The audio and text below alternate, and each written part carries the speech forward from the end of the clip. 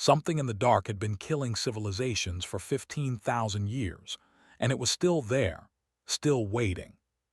Commander Verk pressed two of his six-fingered hands flat against the observation glass and stared into the void beyond the outer ice world of a star system, so unremarkable it had barely earned a designation.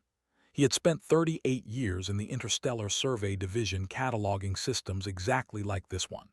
He knew the silence of deep space. He had grown comfortable in it. This silence was different. This was the silence of things that had once screamed and would never scream again. The shapes were everywhere, not planets, not debris clouds, ships, hundreds of them, sitting dead and cold against the black. Enormous things and small things and things in between, all of them still, all of them dark. Sensor sweep. He said the words quietly, more quietly than he intended. Navigator Kale ran the sweep. The results came back in 3 seconds. She stared at the screen. She ran the sweep again. Then she turned in her seat and looked at Verk with the flat, wide expression that meant she had no language for what she was looking at. How many? Verk asked. 400 at minimum, Kale said, probably more. The concentration increases the deeper into the field you go. Verk looked back at the shapes. 400 ships dead, hanging in the cold dark beyond the outermost frozen world of a small yellow star that the Galactic Survey Division had rated as not worth a return visit. The system was ordinary. The star was ordinary. The planets were ordinary. The third world from the star carried some biology, vegetation, simple animal life. The survey rating had been 2 out of 10, a note in a database that no one ever read twice. And 400 dead ships in the dark beyond the ice. Verk told his crew to hold position. He opened a relay channel to the division core and filed a contact report. The relay was 6 days away, 6 days out and 6 days back, 12 days of waiting with nothing to do but look at the shapes. He told the crew to move them in, slow, 0.5 kilometer per minute. Kale looked at him. Slow, he said again. The survey vessel, unbroken threshold, crept forward. The first wreck they reached was 3 times the length of their ship. It had been a warship. You could tell from the weapon housings, from the reinforced forward plating built to push through concentrated defensive fire. Most of that plating was gone now, torn away or melted or simply absent, leaving the skeleton of the thing exposed like something that had been stripped down to the bones and left to dry in the cold of space. Verk had a doctorate in xenoarchaeology. He had spent his career cataloging the remnants of dead civilizations. He recognized the design language of this wreck, the forward taper, the specific geometry of the weapon ports, the curve of the secondary hull struts. He recognized it because he had seen it in his textbooks. "That is a Malthrek warship," he said. Nobody spoke. The Malthrek Dominion had been one of the great powers of the galaxy 9,000 years ago. They had controlled 12 systems at their height. They had been brilliant engineers and aggressive expansionists. They had vanished from galactic history so completely that no satisfying explanation had ever been found. 1 century they were a dominant force. The next century their worlds were empty and their ships were gone. Historians called it the silence of the Malthrek. Some said plague. Some said civil war. Some said the Malthrek had simply moved on to somewhere, beyond the reach of anyone looking for them. Here was a Malthrek warship, 9,000 years dead, hanging in the cold dark beyond a small ice world that nobody cared about. "Keep moving," Verk said. They kept moving. The second wreck was nothing Verk recognized at all. The hull was a smooth, pale material shaped less like a machine and more like a seed pod, vast, organic in its curves. The technology suggested something older than the Malthrek ship, much older. The sensor readings were confused by the material, old alloys, composite structures that did not match anything in the division materials database. Navigator Kale searched the records. She searched by material signature. She searched by geometric profile. She found no match. "Not in the database," she said. "Take samples, mark the position," Verk said. They moved on. 3 hours into the field, Verk stopped counting individual wrecks. There were too many. Capital ships, escort vessels, fighter craft clustered in dead formations around the larger hulls as though they had been trying to protect something and had run out of time to do it. Some ships had been blasted into spinning clouds of fragments that the sensor array had to reconstruct piece by piece to understand. The variety was staggering. A dozen different hull materials, 7 distinct propulsion signatures burned into old exhaust trails that still left faint chemical ghosts in the vacuum. Weapon systems he could identify, and weapon systems that matched nothing in any reference catalog. Ship designs from civilizations that appeared in the historical record, and ship designs from civilizations with no surviving record at all. Which meant either the database was incomplete, or those ships had come from cultures so ancient that nothing of them remained anywhere, except the wreckage right here in front of him. His first sweep identified 13 distinct species. His second gave him 19. What happened here? The pilot Sen asked. Sen was young, third survey posting. He had never seen anything like this. No one had ever seen anything like this. A battle, Kale said. Not one battle, Verk said. Look at the oxidation states on the older hulls. Look at the decay profiles. These ships did not die at the same time. He pointed at the pale seed pod shape from before. That wreck is at least 16,000 years old by surface analysis. That mouthwreck ship back there died 9,000 years ago. And those 3 over there. He pointed at a cluster of jagged, angular vessels that looked as though their builders had never accepted the concept of a right angle. Those are no more than 1,200 years old, maybe less. Different battles, Sen said slowly, different species, different times. Over 16,000 years, Verk said. He let that settle in the air of the cabin. 16,000 years of ships coming to this place and dying in this place. Different civilizations, different eras, different technologies, all of them ending up as wreckage in the cold dark beyond the ice world of a nobody star system. Something had killed every one of them. Something was still here. They found it 2 hours later. It sat at the center of the graveyard, the way a stone sits at the center of a frozen pond. Everything around it was death and drift. It was neither dead nor drifting. Verk had assumed approaching that it would be something natural, a fortified moon perhaps, some geographical anchor point built upon by whatever civilization had claimed this system. He had been building a theory around the kind of natural geography that could serve as the foundation for 16,000 years of killing. It was not natural. It was built. The structure was difficult to look at, not because it was ugly, because the scale was wrong. His mind kept trying to assign it a size and kept revising upward. It took 3 separate sensor sweeps before a stable number settled, and even then it did not feel real. The main structure was 65 kilometers across. The outer defensive platforms extended in a wide perimeter, adding another 45 kilometers in every direction. The whole complex was larger than some moons. It was dark, no running lights, no energy emissions, no heat signature above the ambient temperature of deep space.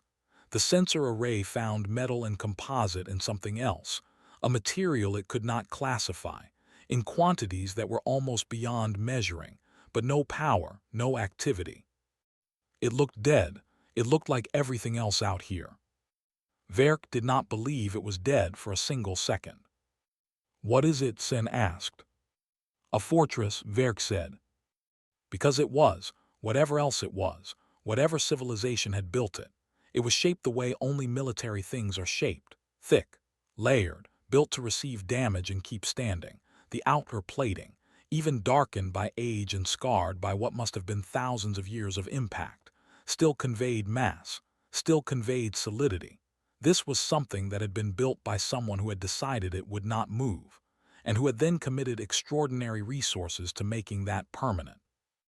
Verk counted the weapon placements visible on the outer hull and stopped at 200.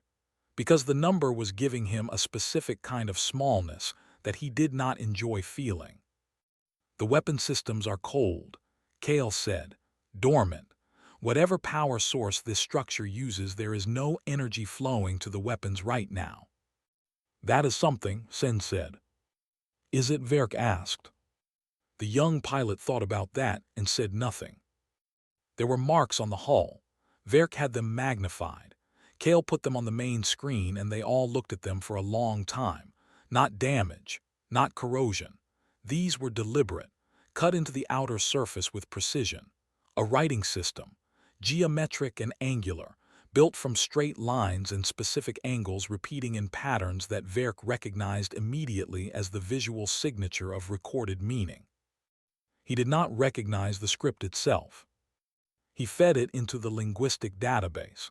The database held 427 known writing systems from 73 different species, cultures, living and extinct. It searched for a match. "No match found," the screen read. "Pull the closest visual approximates," Verk said. The database offered 3 candidates. Visual similarities only. No confirmed linguistic relationship. The first was a dead trading script from a minor culture in the outer arm, extinct for roughly 10,000 years. The second was a ceremonial marking system belonging to a civilization that historical records referred to only as the founding kind. A species so ancient that nothing was known about them, except that they had apparently constructed several megastructures before vanishing entirely. The third was flagged as speculative. A script fragment recovered from a single damaged artifact in a museum collection. Origin unknown. Verk looked at the marks on the fortress wall. Geometric, angular, precise. Cut by something that understood exactly what it was doing. Cut by a hand, a mind, a being that had stood before this structure and decided to write on it. Were they boasting? Were they warning? Were they recording something the way a traveler cuts marks into stone to count the days? He did not know. "I want a full recording of every mark visible on the outer hull," he said. "Full detail, every angle. We send it with the contact report." He looked at the fortress. He thought about the ships behind him. 19 species minimum. 16,000 years of dead. All of them had come here. None of them had gone home. That fact organized itself in Verk's mind with a clarity he did not want. He was a scientist. He believed in data and analysis and the patient work of understanding. But he was also Velnaxi, which meant he had something analogous to instinct. And that instinct was speaking to him in very plain language right now. He was looking at something that had fought the Malthrek Dominion and won. The Malthrek Dominion had cracked moons, had controlled 12 star systems, had been described by every historian who studied them as a civilization that had not simply vanished, except here. Whatever this fortress was, whatever had built it, something had ended the Malthrek Dominion's war fleet here, and it had ended every other fleet that had come after. 19 species across 16,000 years. Verk thought about the third planet, the one with the simple biology, the vegetation and the animals. Survey rating 2 out of 10. He thought about the alignment. The fortress sat at a specific position relative to the star system, not random, not accidental. If you drew a line from the fortress through the system center, the third planet sat precisely on that line. He thought about that for a long time. His contact report was going to be the most important document any survey division officer had ever filed. He began writing it in his mind. He started with the words, "We have found something, and I do not have adequate words for what it is, but I will try." He thought about the third planet again, the small, unremarkable world in the middle of the habitable zone of an unremarkable yellow star. He thought about what kind of civilization builds a 65-kilometer fortress and stations it at the edge of their home system and leaves it there to hold. For anyone. For anything, for as long as it takes. He thought about what kind of civilization builds something that is still standing 16,000 years later. He looked at the cold, dark bulk of the fortress. It was patient. It had been patient for a very long time. It looked back at nothing because it had no lights, no heat, no emissions. But Verk had the distinct and unshakable sense that it knew exactly where they were. He pulled his hands away from the observation glass and walked back to his console and sat down. His whole body felt like it needed to be precise about where it was and what it was doing, as though the universe had just expanded in a way that rewrote the rules of everything inside it. "We hold position," he said. "We observe. We do not approach further." Nobody argued. The unbroken threshold sat in the dark and waited for a reply that was 12 days away. The fortress sat in the dark and waited for something that might have been much longer. The contact report reached the Survey Division Relay Hub at 3:20 hours. The duty officer who received it was a coordinator named Feva.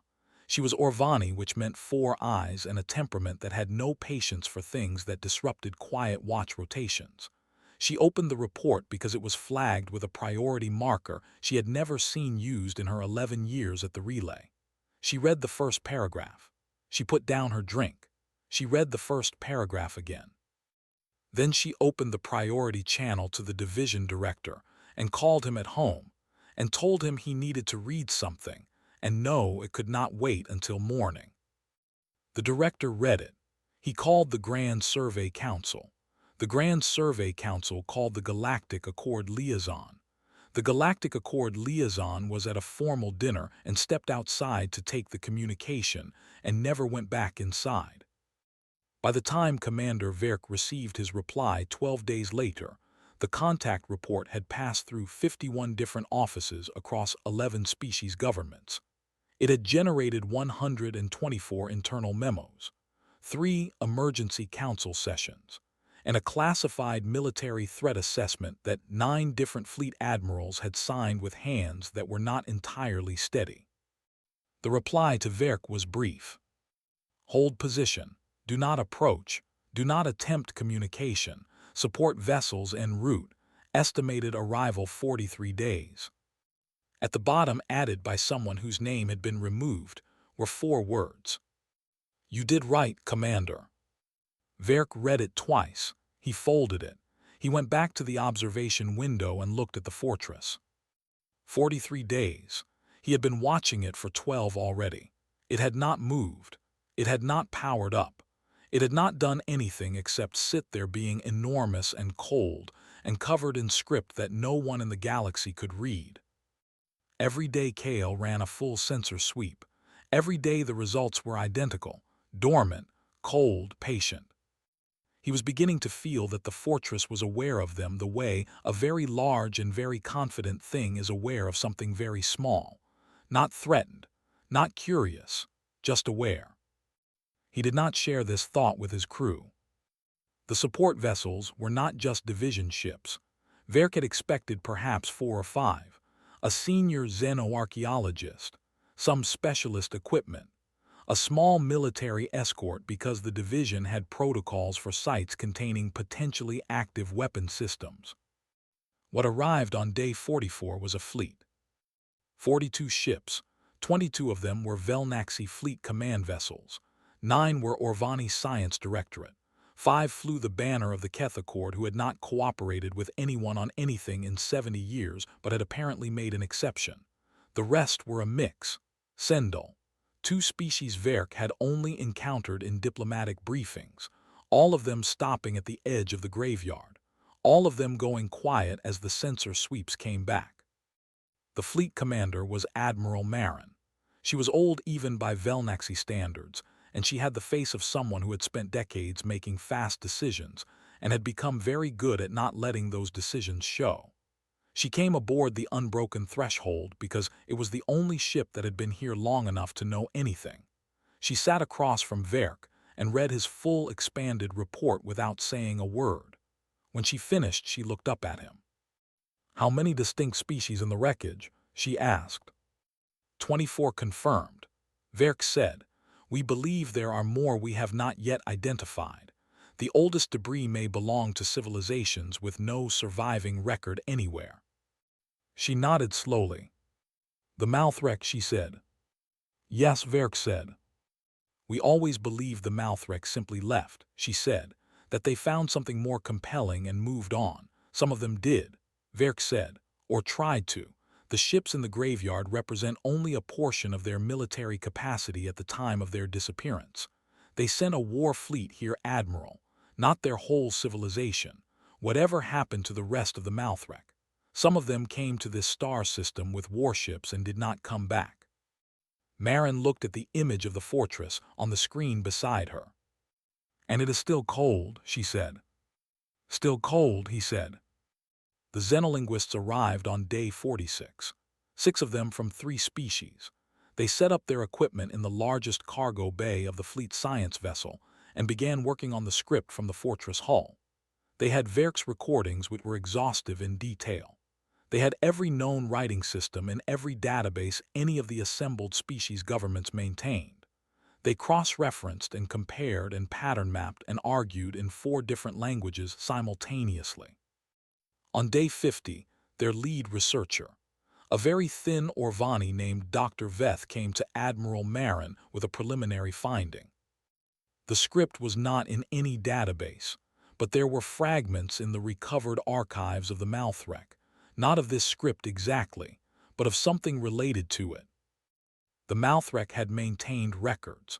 Those records had survived in partial form in 4 different galactic museums.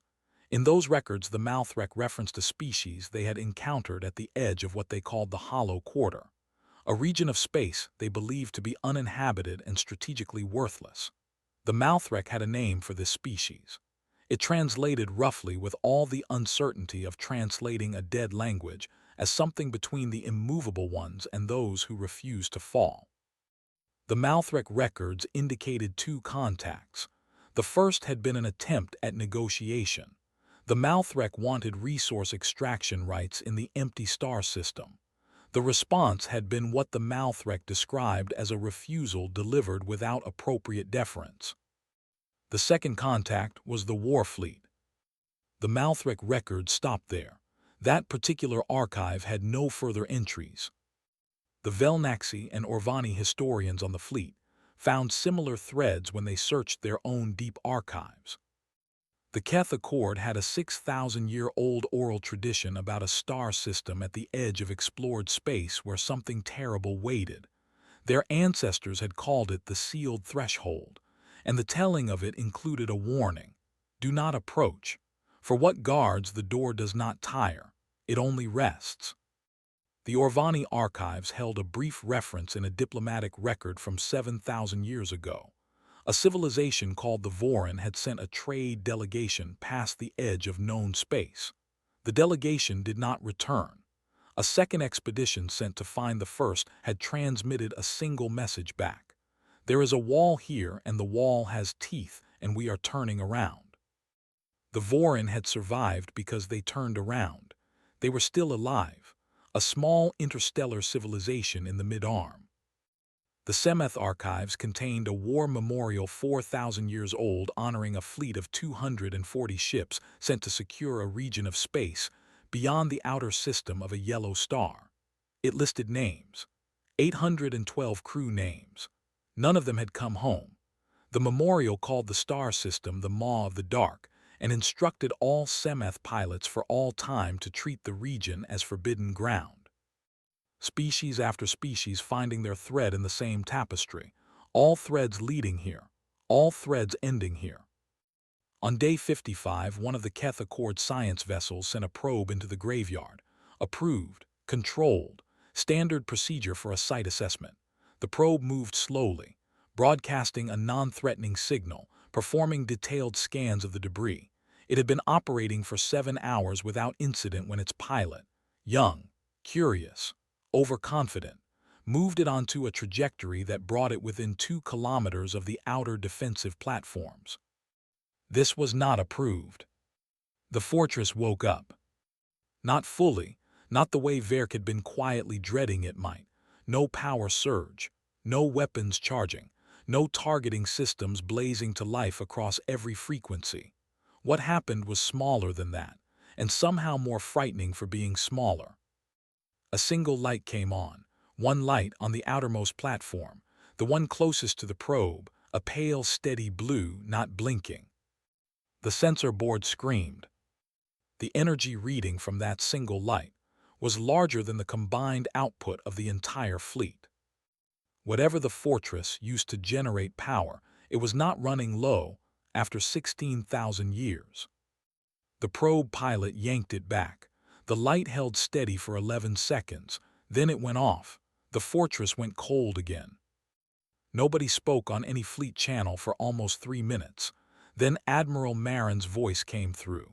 Calm, with only the faintest edge underneath it that told Verk she was holding something tightly in check. All vessels, she said, maintain current positions. No further probes within 12 kilometers of the structure. And someone please relieve that pilot of their station before I do it personally in a way that ends their career. The debate about what the light meant went in circles. Theory and argument and counterargument, all of it chasing its own tail. It was Kale who found the signal. She almost missed it entirely. It was buried in the background noise of the fortress's passive emissions, a low ambient hum, the sound of something very large and very old simply existing. She had been filtering that noise out for weeks. On day 57 she ran a different filter.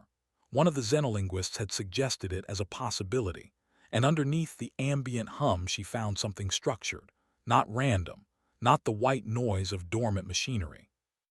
A signal repeating, cycling through a specific frequency pattern that completed every 71 minutes. It was being broadcast in a precise direction. She calculated the bearing. She extended the line outward from the fortress, through the star system, past the gas giants, past the rocky middle worlds, all the way to the third planet, the one with the vegetation and the animals, the one rated 2 out of 10. The signal had been broadcasting toward the third planet. Kale stared at her screen for a long time before she called Verk over. Verk stared at the screen for a long time before he called Admiral Marin. Marin stared at the screen. Her expression did not change. She had the discipline of someone who had received catastrophic news many times and had learned to make her face a wall. "How long has it been transmitting?" she asked. "Unknown," Kale said. "We only detected it today. It could have begun after the probe incident. It could have been transmitting for 16,000 years.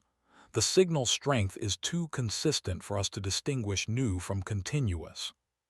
"What does it say?" Marin asked. "We do not know yet," Kale said. "The linguists are working on it. But the modulation pattern is consistent with the script on the hull. Same geometric signature, same angular structure." Marin looked at the star system on the navigation display. She found the third planet, its orbit, its size, its basic composition. "Pull the original survey file on that planet," she said. Verk already had it open. He turned his screen toward the Admiral. "Class M world, nitrogen-oxygen atmosphere, liquid water, land masses and oceans." The biology assessment was brief. Multicellular organisms, several thousand species of varying complexity. Most notable was a group of upright bipedal mammals concentrated on the larger land masses. Early tool use observed. Fire use observed. Some evidence of rudimentary social organization.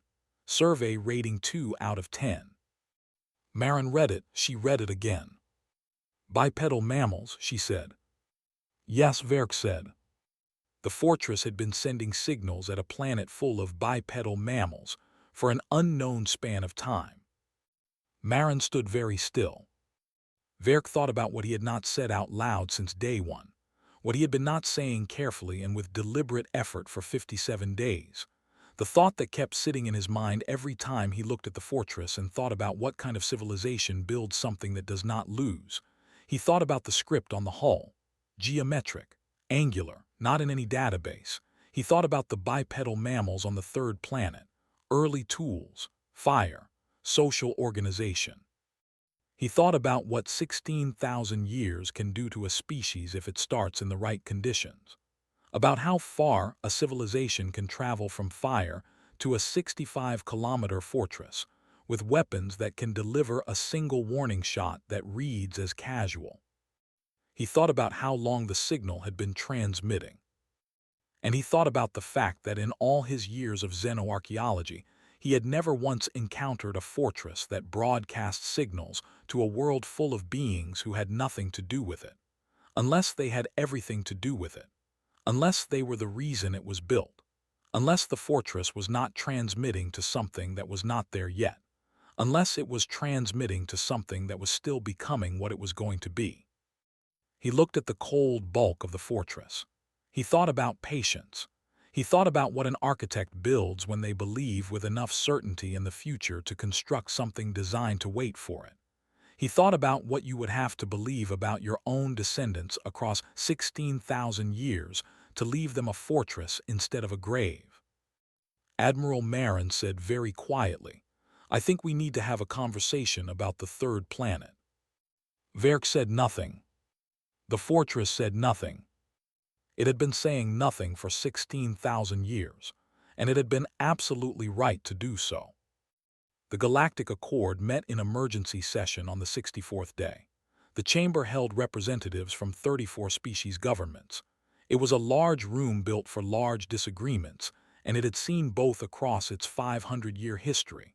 But the people sitting in it now had a specific quality of silence that the chamber had not seen before. Not the silence of disagreement. The silence of people trying to decide something that frightened them and maintaining dignity by pretending otherwise. The session lasted 11 hours.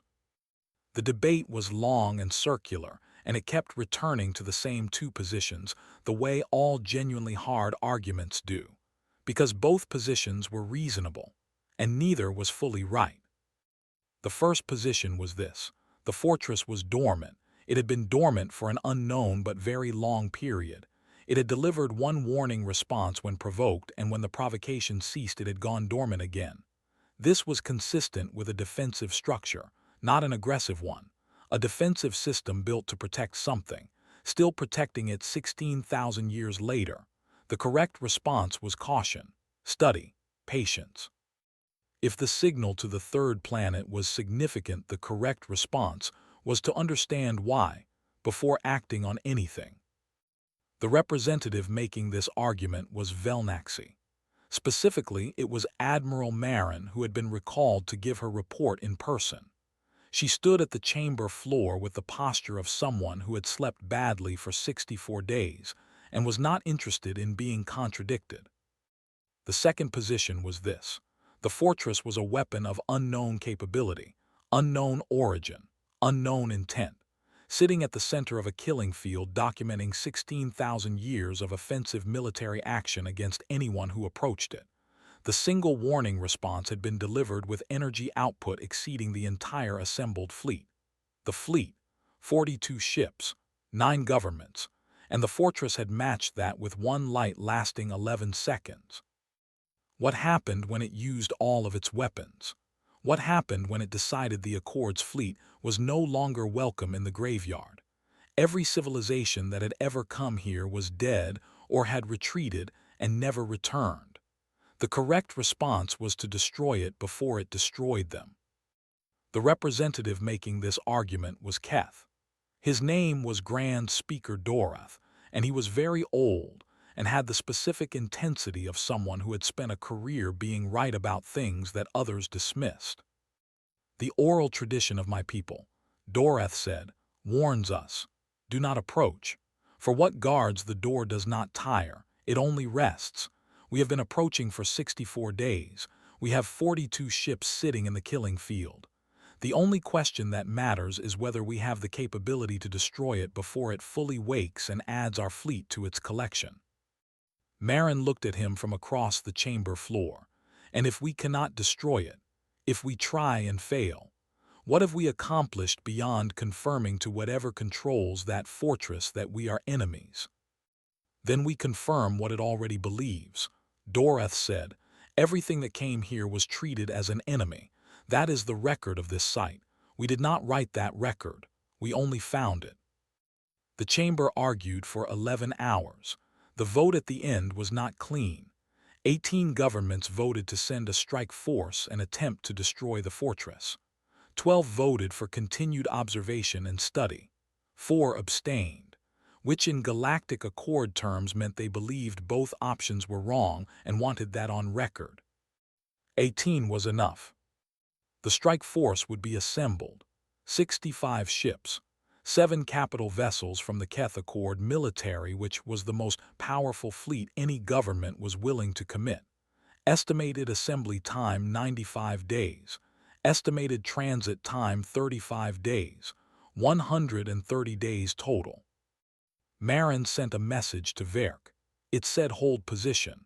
Do not allow any vessel to approach the fortress under any circumstances. We have 130 days. I intend to use every one of them." Verk read the message. He looked at the fortress. He thought the fortress was not particularly interested in their timeline. He thought that, but did not say it. On day 73, the xenolinguists broke the signal. Not fully, partially enough. Dr. Veth had been working on the transmission from the fortress for 19 days with 5 other linguists and a cryptographic AI system built specifically for this task. The signal was layered. The outermost layer was a mathematical sequence, prime numbers, geometric progressions, the kind of pattern any sufficiently developed intelligence would recognize as deliberate. Below that was a phonetic key structured like a dictionary pairing sounds to symbols from the whole script. Below that was the message itself. The mathematical layer was designed to be solvable. It was an invitation to go further, a way of saying, if you are capable of finding this, you are capable of going deeper. The phonetic key had taken most of the 19 days. The message itself, once they had the key, took 4 hours. Veth brought the translation to Verk and Marin together. He placed it on the table between them. Neither of them picked it up immediately. Then Marin reached out and took it.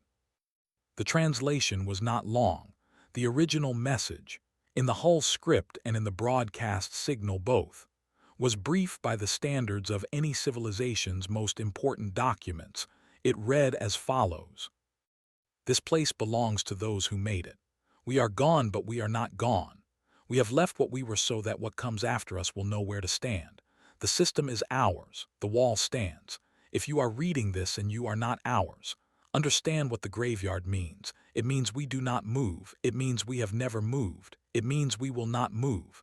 If you are reading this and you are ours, we are sorry we were not here. Stand where we stood. The wall recognizes you." Marin read it twice. She put it down. "The wall recognizes you," she said. "Yes," Veth said, "that phrase, the wall recognizes you. That is a recognition system. That is what we believe." Marin looked at Verk. Verk looked back at her. The thing neither of them had said out loud for 73 days sat between them, now with the translation as evidence. "The survey data on the 3rd planet," Marin said. "How old is it?" Verk had already checked. He had checked on day 57 when Kale found the signal and checked again on day 63, and again 3 days ago when the linguistic team started making progress. The original survey was conducted 216 years ago, he said. Standard flyby. No detailed assessment. The bipedal mammal notation was made by the survey drone's automated biological scanner. No follow-up survey has ever been conducted. 216 years. In 216 years, a species with early tools and fire and rudimentary social organization could do a great deal, or nothing at all. Most species with early tools and fire and rudimentary social organization did nothing at all for a very long time. Tens of thousands of years of incremental progress, but some did not. Some moved fast. "We need a current assessment of the 3rd planet," Marin said. "We dispatched a scout probe yesterday," Verk said. "It will reach the inner system in 12 days. Marin nodded. She picked up the translation again. She read it a 3rd time. "The wall recognizes you. A recognition system built into a 16,000-year-old fortress. Waiting. For what? For whom? The Scout probe reached the inner system on day 85. Its automated systems began a standard biological survey of the third planet. It swept the atmosphere, analyzed the surface, categorized the land masses and water bodies and the distribution of life across both. The report it sent back was not what anyone expected. The third planet was not primitive. There were cities, thousands of them on every landmass, connected by infrastructure networks visible from orbit. There was industry, there were orbital objects, dozens of them, in low orbit, higher orbit, several at stable gravitational points. There were what appeared to be large installations on the planet's single large moon.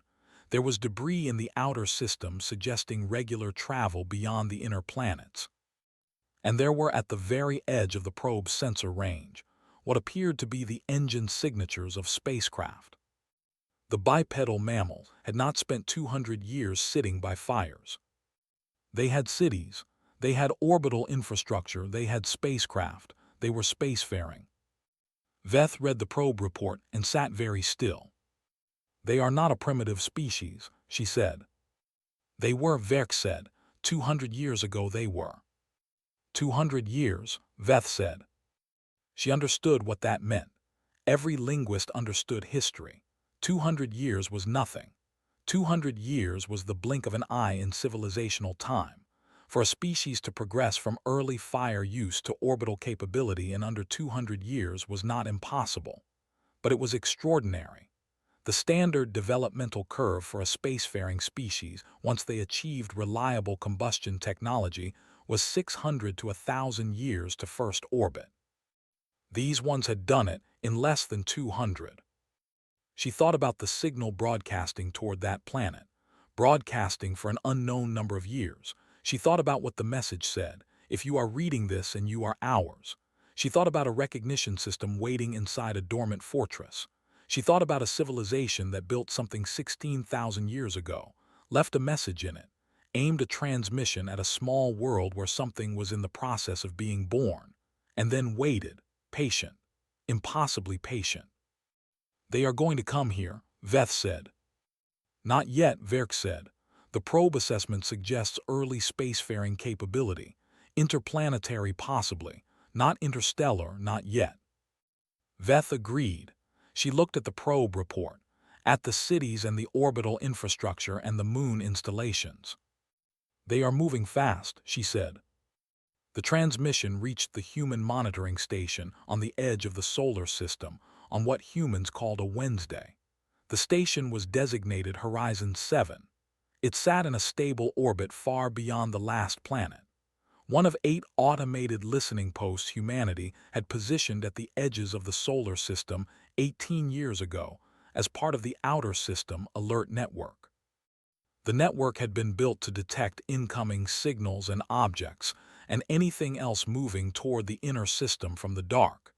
It had spent 18 years detecting mostly nothing, which was what everyone expected and what everyone hoped for.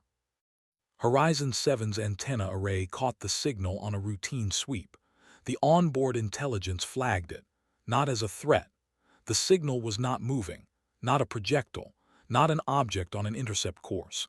It was a broadcast, a transmission, structured and repeating, originating from a point well beyond the outermost planet in a region of space that the outer network had scanned many times and found empty.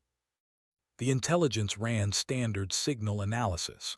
The transmission did not match any known human encoding. It was not random. The mathematical structure of the outermost layer was identifiable. Prime sequences, geometric progressions. The intelligence flagged it as a possible artificial signal of unknown origin and forwarded it to Earth with a priority marker. At the Deep Space Signal Analysis Center in Nairobi, a junior researcher named Daria Solano was the first human being to look at it. She looked at it for a long time. She pulled up the direction of origin. She mapped it against the outer system. She found the transmission point and looked at it on the navigation chart. Then she pulled up a long-range telescope array and pointed it at the same coordinates.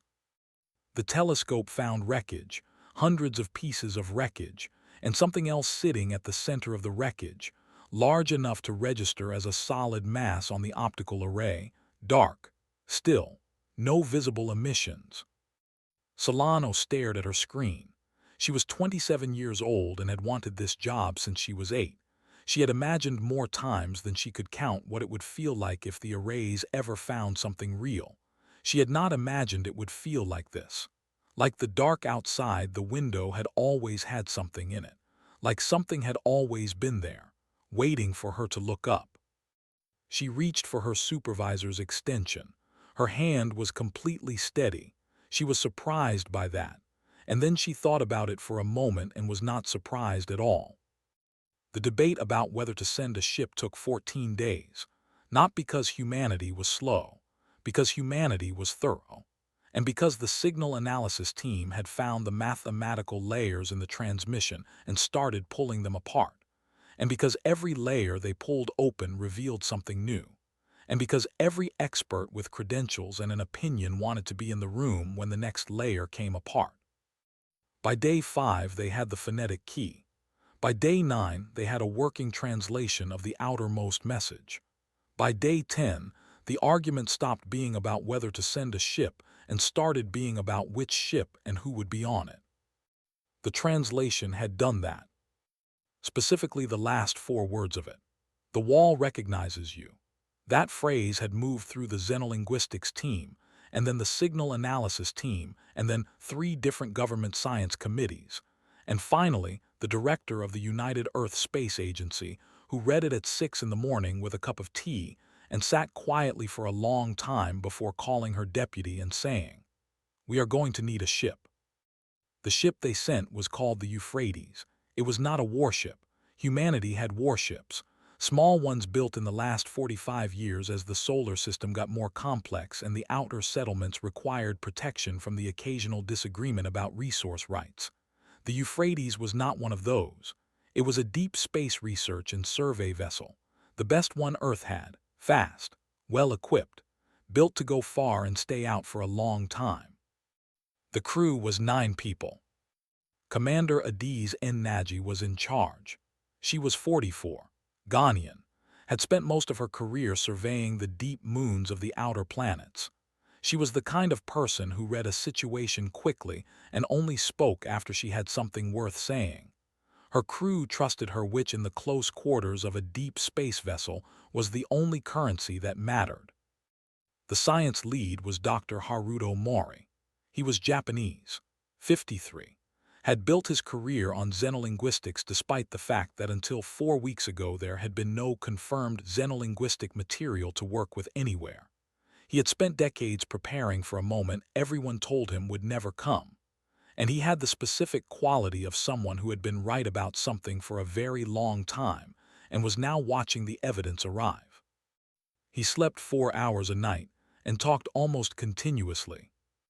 The rest of the crew were engineers, pilots, a medical officer, and a systems specialist named Ikeika Kahinenwi, who had the quiet capability of someone who had fixed every possible thing that could go wrong on a spacecraft and was prepared for the things he had not yet thought of. They left Earth orbit on a Friday. It took 22 days to reach the outer system. Nobody had told them about the alien fleet. This was not an oversight. It was a calculation made by several committees who believed, probably correctly, that informing 9 civilians that they were flying toward a site currently occupied by 42 warships from 9 extraterrestrial governments might affect their willingness to go. The mission brief described the signal, the transmission coordinates, the mathematical structure of the message. It described the size of the object at those coordinates. It did not describe the graveyard. It did not describe the assembly of alien vessels holding position at the edge of it. Naji found out when the Euphrates was 5 days out, and Kahinenwi picked up active sensor sweeps from the direction they were heading. "Those are targeting scans," Kahinenwi said, which was not a phrase any of them had expected to hear on a science mission. Naji looked at the data. She looked at it for a long time. She identified the sweep patterns. She estimated the number of sources. She did the math. "40 ships," she said roughly. Kahanenwi said roughly. Ennaji opened a channel to Earth and filed a short and pointed report. She described the targeting sweeps and the estimated fleet size and said precisely, "An explanation would be appreciated. We are maintaining course." The response from Earth took 9 hours. It was considerably longer than her report and contained considerably more information than her mission brief had included. She read it at the crew table with Maury reading over her shoulder because he could not help himself, and the rest of the crew sitting around the table because word travels fast on a small ship. When she finished, she put the screen face down on the table. Maury read the full text. He made a sound that was not quite a word. 16,000 years, he said. Yes, Ennaji said. And nothing in any history book anywhere. No, she said. He sat back. He looked at the ceiling.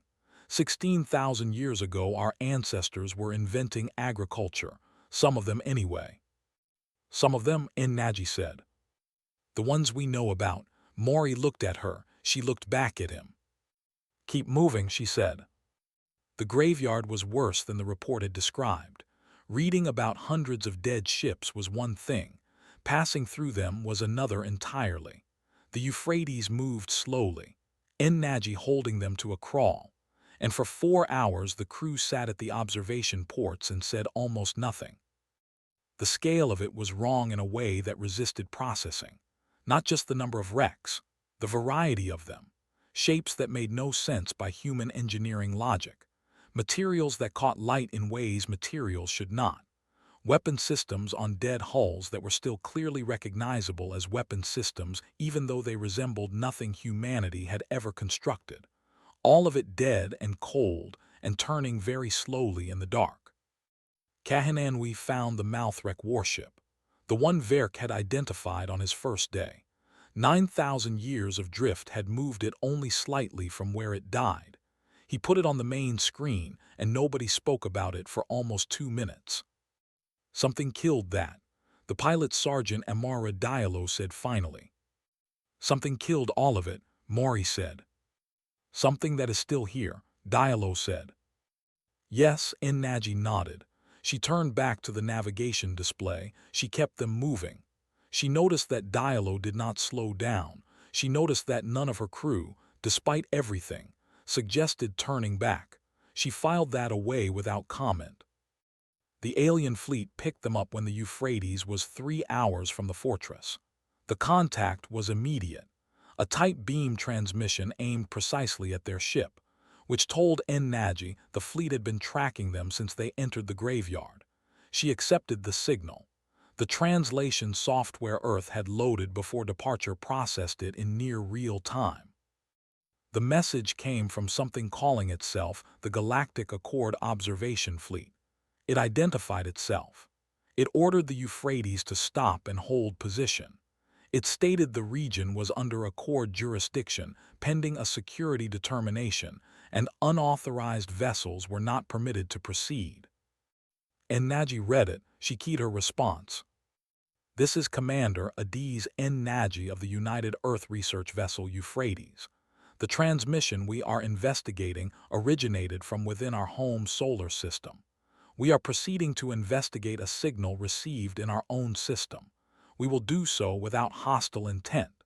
We appreciate the Accord Fleet's concern for our safety. She closed the channel. They are going to try to stop us, Diallo said. Let them try, Kahanenwi said mildly, which surprised everyone a little because Kahanenwi was usually the quiet one. The alien fleet did not try. They hailed twice more and then went silent. Ennaji imagined the conversations happening on those ships, a great deal of argument and very little agreement. She thought that whoever commanded that fleet was either very wise or very uncertain, because a wise commander and an uncertain one would make exactly the same call here. Wait and see. The Euphrates kept moving. The fortress filled the observation port. Up close it was a different thing entirely from a sensor reading or a probe image. It had a presence, not in any mystical sense. in the physical sense of something so large and so solid that the space around it felt altered, the way a mountain changes the feeling of a valley, not by doing anything, simply by being there. Ennaji held them at 5 kilometers. She looked at the weapon placements. She counted the defensive platforms. She read the hull script in the telescope feed. The same geometric angular marks that Maury's colleagues on Earth had been working on from the probe data. Up close she could see how deep the cuts were, how precise. Not automation, a hand, an intention, something that had stood here and decided to leave words. Dark Dialo said, "No power signature." The alien fleet records indicate it woke briefly when they got too close. Ennaji said. "We are close," Dialo said. "We are," she said. She opened a channel on the frequency the broadcast had been using. She thought about what the message said. She thought about the last 4 words. She said, "This is the Euphrates out of Earth. We received your message." The silence after that lasted 11 seconds. Then the fortress lit up. Not a single warning light, all of it, every platform, every weapon placement, every surface flooding with a steady blue-white light that made the surrounding dark look even darker by contrast. The sensor board screamed. Maury grabbed his console. Dialo's hands went to the controls. "Weapons?" Ennaji asked. Her voice was level. "Number Kahananui," said, reading fast. "No weapons charging. Power is up across the whole structure, but it is not combat configuration. It is more like..." He stopped. He looked at his screen. "It is running diagnostics, full systems, like a ship coming out of long-term standby." "How long was it in standby?" Maury asked. Nobody answered because nobody knew, but everybody thought about it. A door opened in the hull. Not a weapon port, not a defensive system cycling up. A door, a large one, clearly designed for a ship to dock with, set into the main structure in a position protected on 3 sides by the fortress's own mass. The Euphrates sat there. "It opened a door," Dialo said. "Yes," Ennaji said. "We are going in." Dialo said, not a question. "We are going in," she confirmed. The docking bay inside was large enough to hold 30 ships the size of the Euphrates. The air was breathable. That was the first thing the sensors confirmed. And it was the detail that made Maury sit down heavily in his seat, because it meant whoever built this had known who was coming. You did not fill a bay with a nitrogen-oxygen atmosphere at Earth-standard pressure by accident. You did it because you knew what was going to dock there. The gravity was Earth-standard. The temperature was 22 degrees. The lights that came on when they stepped off the ship were calibrated to a wavelength human eyes found natural and clear. "They built this for us," Maury said. "They built this for someone like us," Ennaji said. "No," Maury said quietly. "Look at the door height. Look at the proportions of this space. Look at where the lights are positioned." He turned slowly, taking it all in. "They built this for bipedal beings of approximately human height with eyes approximately where our eyes are." Nobody argued. They went deeper. The records room was at the heart of the fortress. It was not locked. The door opened as they approached. Inside, the walls were covered in the angular script, but there were also images, not photographs, not display screens, something between the two. Surfaces that held images the way paper holds ink, fixed, permanent. The images showed people, human people, or close enough to human that the difference, if there was a difference, was invisible to Ennaji's eyes. Bipedal, 2 arms, 2 legs, faces with 2 eyes and a nose and a mouth, dressed in clothing she did not recognize, standing before ships she did not recognize, standing before what was clearly this fortress. Still under construction in some images, complete and lit in others. Maury was pulling out his translation tools before Ennaji said a word. He worked for 2 hours while the rest of the crew moved carefully through the room, documenting everything and touching nothing. At the end of 2 hours, he called Ennaji over and showed her his screen. He had translated enough. The full story would take months, but the outline was there, cut into these walls 16,000 years ago by people who had known they were leaving and had wanted what came after them to understand why. 16,000 years ago, there had been a human civilization. Not primitive, not early, advanced, spacefaring, spread across several worlds in this star system and into the nearest neighboring systems. Not an empire in any grand sense. The records describe something more like a network, many communities, many voices, held together by shared technology and shared history rather than by conquest or force. They had not been alone.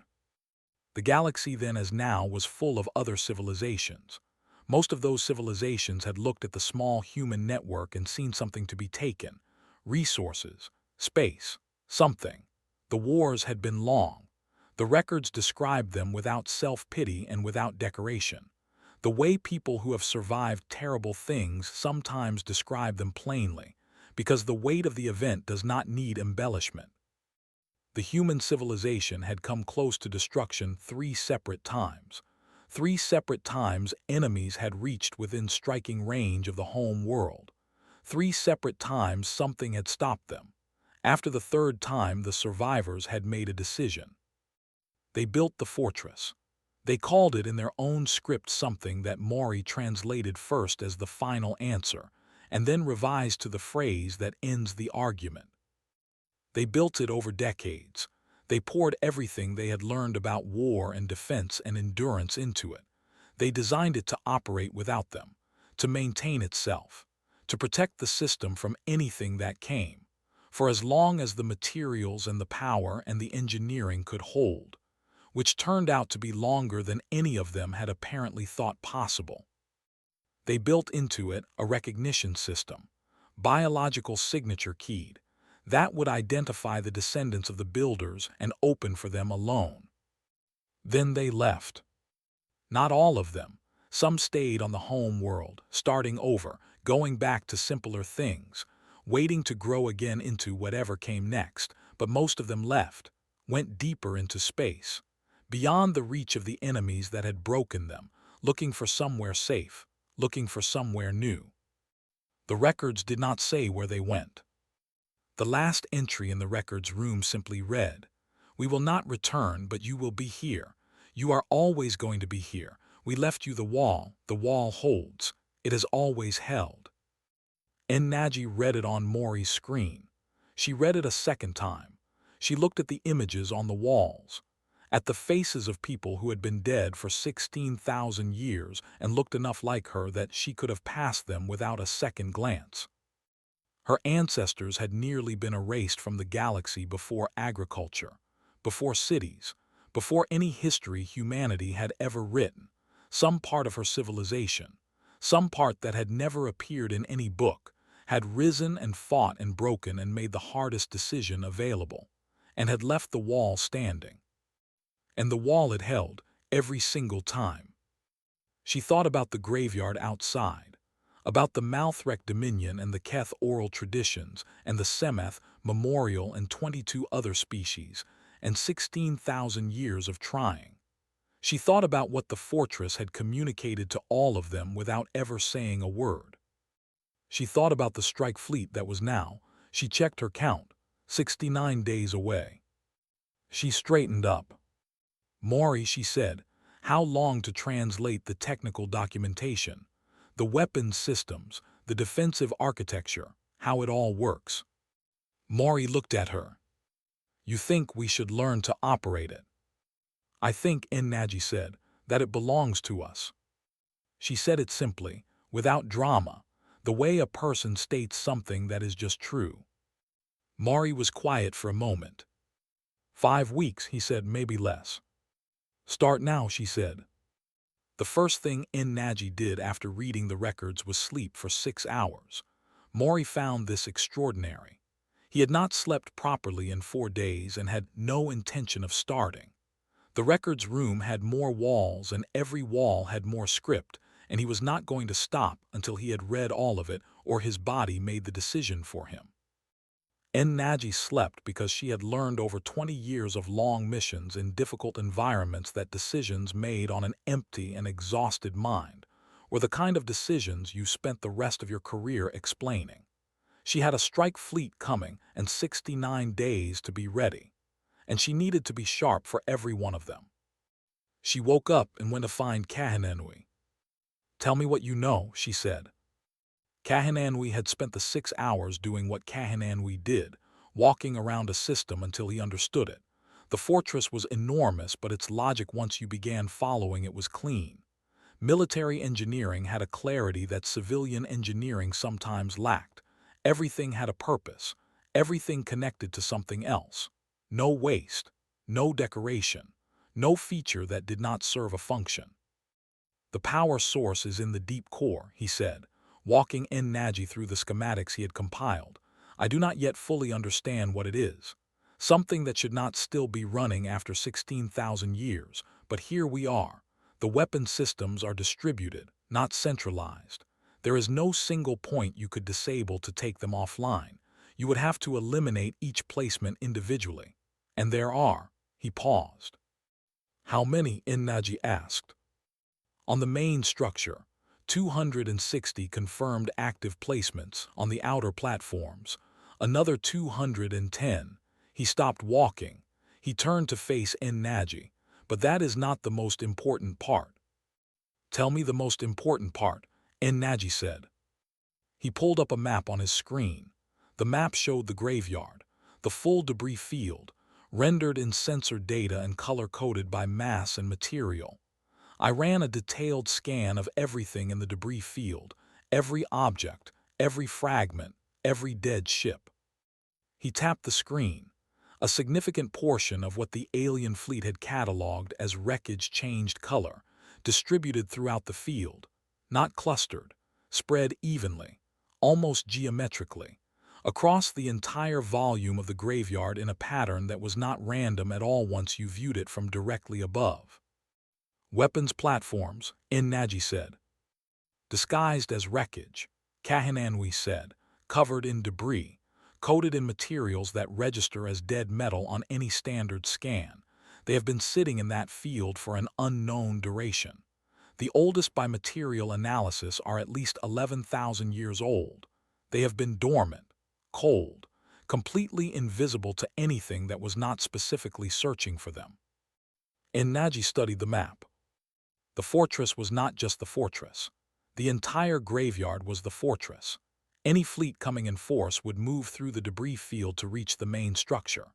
Any fleet moving through the debris field would pass between and around and past hundreds of disguised weapons platforms before it came close enough to see the main structure clearly. They would already be inside the kill zone. They would have been inside it from the moment they entered the graveyard. Every fleet that had ever come here had done the same thing, moved through what looked like the evidence of previous failures, not understanding that the evidence of previous failures was also the weapon that would make them fail. 16,000 years of the same trap, 16,000 years of it working. Naji stood there for a moment with that thought. "Do the platforms respond to the fortress systems?" she asked. "Yes," Kahinenui said, "full integration. They came online when the fortress woke for us.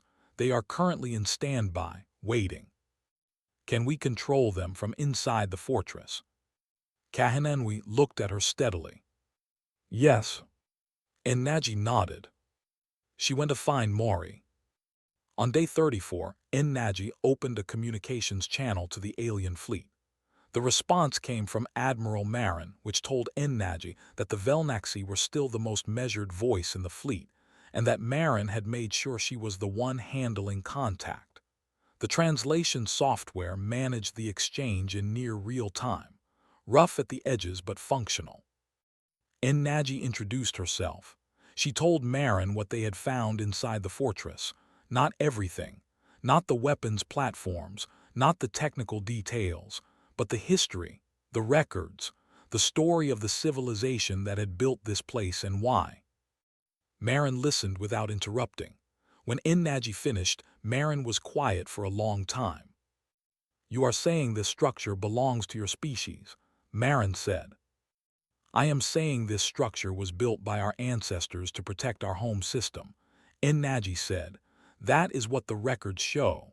The recognition system in the fortress confirms it. It opened for us. It has not opened for anyone else in 16,000 years. Silence. A strike force is coming. Marin said. 65 ships. I want you to understand that I do not personally support this action. And I want you to understand that when I say that it is not a tactic, I am telling you because you need to know it. I know, Ennaji said. We have been monitoring their transit. They will arrive in 35 days. Grand Speaker Dorath commands the strike force. Marin paused. He is not irrational. The graveyard is a serious argument for his position. The graveyard, Ennaji said carefully, is evidence that the fortress defends itself when attacked. That is not the same thing as an existential threat. I know that, Marin said. Dorath knows it too. The difference between Dorath and me is that I believe the distinction matters. Ennaji thought about what to say next. We will not fire first, she said. I want that on record. If the strike force holds position and does not attack, nothing will happen to any of them. And if they do not hold position? Ennaji said nothing. She did not need to. The 35 days moved differently than any days Ennaji could remember. Maury translated. He barely stopped. He slept in the records room, sometimes on the floor with his equipment running beside him. And Ennaji stopped trying to change this because the information he was drawing out of those walls was worth more than any amount of proper rest could measure. He found the technical documentation on day 31. From that point, Maury and Kahinenwi worked together, one understanding the language and one understanding the engineering, each making the other faster. The crew moved through the fortress. They learned it the way you learn a ship you are going to depend on, not just the systems, the shape of it, the way sound moved through the corridors, the specific light in specific rooms, the feeling of walking through something that had been built to last and had delivered completely on that. Diallo spent most of her off hours in the docking bay with her hand against the walls. She never explained why. Nobody asked. On day 33, Kahinenwi brought all the weapon systems fully online for a test cycle. He did it carefully, one system at a time, reading the response, calibrating. The energy output was staggering even at 15% capacity. He ran the test for 5 minutes and then powered everything back to standby and sat quietly for a while afterward. It works, he told Ennaji. All of it, she asked. All of it, he said. Every placement, every platform in the field, everything. 16,000 years and everything works. He said the last part the way you say something you cannot fully fit inside your understanding of the world. Not exactly all. Something closer to respect for the craft of it, for the people who had built something and meant every word of it. The strike fleet arrived on day 36. 65 ships dropping out of transit at the edge of the system, moving in formation. The 7 Keth capital vessels at the center, the way the heaviest stones sit at the center of a wall. Even from inside the fortress, the sensor readings were clear. Ennaji had Kahinenwi put the fleet on the main display, and she looked at it for a long time. Then she opened the communications channel. Grand Speaker Dorath answered personally. He was older than she had expected from Marin's description. His face carried the marks of something that had survived a great deal.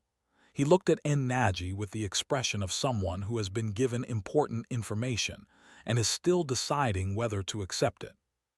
Commander Ennaji, he said. The translation software made his voice flat but precise. You are aboard the structure. I am, she said. You should evacuate to a safe distance, he said. What we are about to do will leave nothing standing. Grand Speaker, Ennaji said, I want to show you something before you make any decisions. She nodded to Kahinenwi. He brought up the external cameras, full view of the debris field. Then he ran the scan overlay highlighting everything that was not dead metal, everything that was waiting, He broadcast it to the strike fleet on all 65 ships. Sensor operators and commanders and tactical officers looked at their screens and watched the graveyard reclassify in real time, watched the debris field resolve into something that was not a debris field, watched the disguised weapons platforms scattered through it like seeds in soil, evenly, deliberately, in a pattern that had a word for it, and the word was kill zone. The fleet channel went very quiet. Doreth looked at his screen. He looked at it for a long time. His face did not change, but something behind his eyes did. The specific shift that happens when a person who has been confident about a plan realizes the plan was built on an incomplete picture. Those platforms, he said, have been dormant for up to 11,000 years. Yes, Ennaji said. They came online when we arrived. They are currently in standby. Every ship currently inside the debris field is within their operational range. She paused.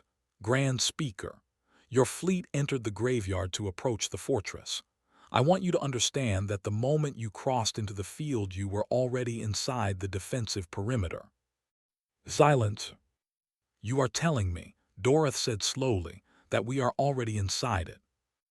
Yes, that every fleet that has ever come here was inside it from the start. Yes. Doreth was quiet for a moment that stretched. They never had a chance, he said, not a question. The fortress does not attack, Ennaji said.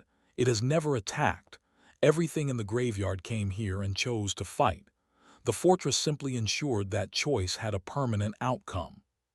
She kept her voice level, matter of fact, the way her ancestors had apparently written their history without decoration, because the thing itself was enough. I am not threatening your fleet, Grand Speaker. I am telling you that this structure does exactly what it was built to do. It has done it without failure for 16,000 years, and it belongs to us. If your fleet holds position and does not fire, nothing will happen to anyone. That is not a negotiation. That is a description of how this works. Doreth looked at her through the screen. She looked back at him. She was sitting inside a 65-kilometer fortress that her ancestors had built to make precisely this argument, and she was making it quietly, without raising her voice, without needing to. Doreth said, I need to consult with my commanders. Of course, Ennaji said. She closed the channel. She sat in the quiet of the fortress and waited. The strike fleet held position for 6 hours. Then Grand Speaker Doreth opened the channel again. He looked if anything slightly older than he had 6 hours ago. The accord will require formal documentation of your historical claim, he said, translated records, authentication, independent verification. We will provide all of that, Ennaji said. There will be a formal process. It will take time.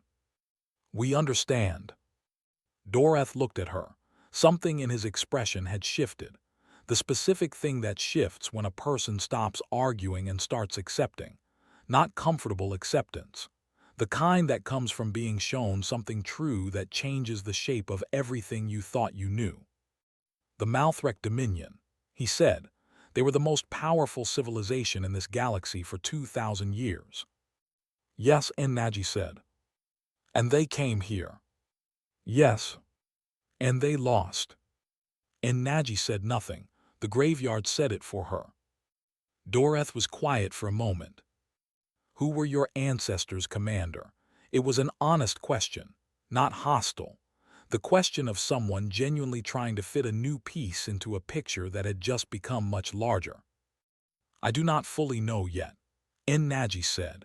We are still reading the records, but they were people who had been hit hard enough and often enough that they built this instead of fighting one more war. They put everything they had left into it, and then they left it standing. She looked at the walls of the room she was sitting in, at the faint hum of 16,000 years of patient machinery. They trusted us to grow up and find it. She thought about the signal transmitting for an unknown number of years aimed at a small blue world where something was slowly becoming what it was going to be. She thought about the recognition system, the nitrogen-oxygen air in the docking bay, the lights at the right height, the door that opened without being asked.